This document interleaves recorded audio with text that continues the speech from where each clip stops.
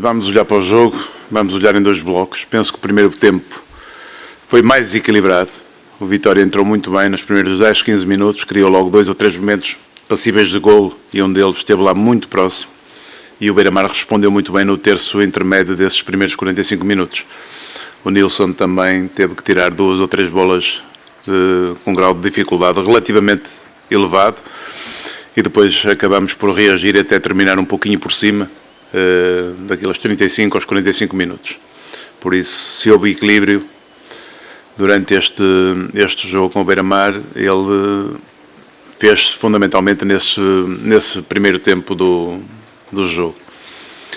O segundo tempo do jogo é diferente, dá um grande volume de jogo no sentido da baliza da equipe de Aveiro, muitos momentos passíveis de finalização e de golo, uma grande ineficácia da nossa parte, mais de mérito nosso até do que mérito de quem estava do lado oposto, porque a maior parte desses momentos de finalização não foram realizados com um mínimo de eficácia. E quando tivemos de facto alguma eficácia, enquadramos a bola com a baliza, o Rui Rego conseguiu, na maior parte dos momentos, responder bem e mostrar que de facto é um guarda-redes também ele competente. Acabámos por conseguir, no meio desse grande volume de oportunidades, por fazer um golo que acabou por fazer toda a diferença. De alguma maneira faz justiça à equipe que mais procurou ganhar, apesar de termos que reconhecer que o adversário teve sempre alguns argumentos também de peso e, nomeadamente no segundo tempo, também tem 1 ou 2 momentos que podiam ter transtornado a nossa tarefa e o nosso objetivo. É justo que o façamos. Mas, no cômputo geral, aquilo que eu acabei de dizer é aquilo que me parece ser o mais correto, o Vitória fazer mais para ganhar do que aquilo que o adversário fez. Queria também daqui, e é o último momento que na presente temporada me sento nesta cadeira para vos falar de um jogo.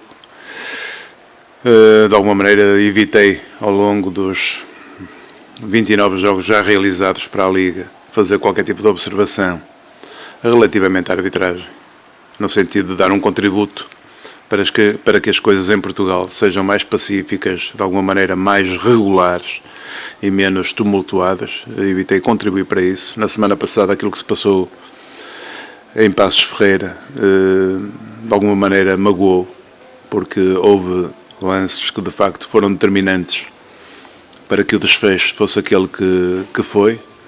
Hoje, de alguma maneira, há alguma continuidade de critérios que me parecem desajustados ao nível do juízo que o quarteto de árbitros aqui hoje teve, nomeadamente num ou 2 momentos na área do Beira-Mar, em que julgo que houve lances para que tivessem sido marcadas grandes penalidades. E por contraponto com aquilo que se passou há 8 dias, de facto, é fulgurante a disparidade de critérios entre os árbitros que nos tocaram nestes 2 encontros. O que se constata também é que se não tivesse acontecido aquilo que aconteceu na semana passada e que é fruto desses juízos menos justos, hoje o Vitória estaria posicionado em termos de tabela legitimamente a poder aspirar ao 4º lugar, na medida em que teria mais 3 pontos e na semana próxima os atuais 3º e 4º classificados, Sporting de Braga e Sporting de Lisboa, vão jogar entre si. E por isso foi um prejuízo enorme aquele que decorre do mau critério utilizado na semana passada. Hoje acentua-se porque a nossa tarefa, que foi muito complicada, poderia ter sido menos se houvesse de facto alguma justiça na avaliação dos lances que referi, um sobre o Alex, outro sobre o Rui Miguel. E de alguma maneira, em termos finais, dado que é este o tal momento último em que vos falo na presente temporada nesta sala, lamento que as coisas se passem assim, apesar do meu silêncio ao longo de todo o ano. Não posso deixar de alguma maneira de fazer o reconhecimento genérico da evolução que a arbitragem portuguesa tem tido ao nível do seu desempenho interno, mas também daquilo que hoje é o reconhecimento internacional da mesma. Ainda esta semana pudemos assistir num grande palco a um grande jogo arbitrado por um grande árbitro português, e por isso de alguma maneira regozija, se quiserem, qualquer agente que participe seriamente neste fenómeno futebolístico, mas ainda há algumas ilhas que precisam de alguma maneira serem suprimidas, no sentido de que, de uma maneira mais regular, toda a nossa arbitragem possa ter uma prestação mais igual e também ela mais crescida, se quisermos, no sentido da tal evolução que se quer para o futebol nacional.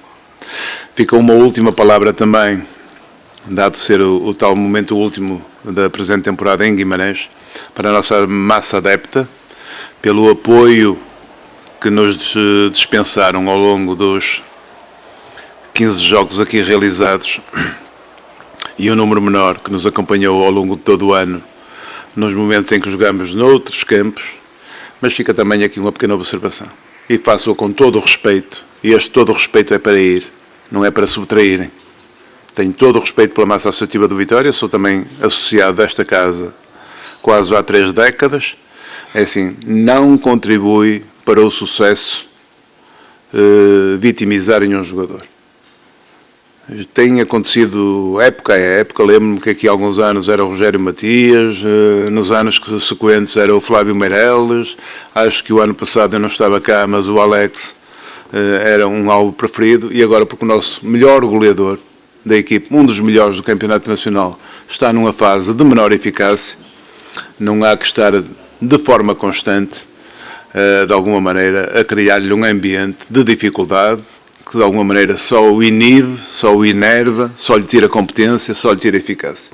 E por isso a nossa massa adepta, os nossos associados, são de facto excepcionais, são de facto extraordinários, mas têm ainda nesta vertente que de alguma maneira refletirem, seja sobre o Edgar, seja sobre qualquer outro, a forma como de alguma maneira analisam e depois se expressam relativamente a esses jogadores que passam por fases menos boas ao longo de uma temporada. O Edgar é de facto um excelente profissional, é um excelente homem, trabalha muito dentro do campo, não é por estar num ciclo menos bom, de menor felicidade, de menor eficácia, que merece um tratamento igual àquele a que hoje aqui foi sujeito.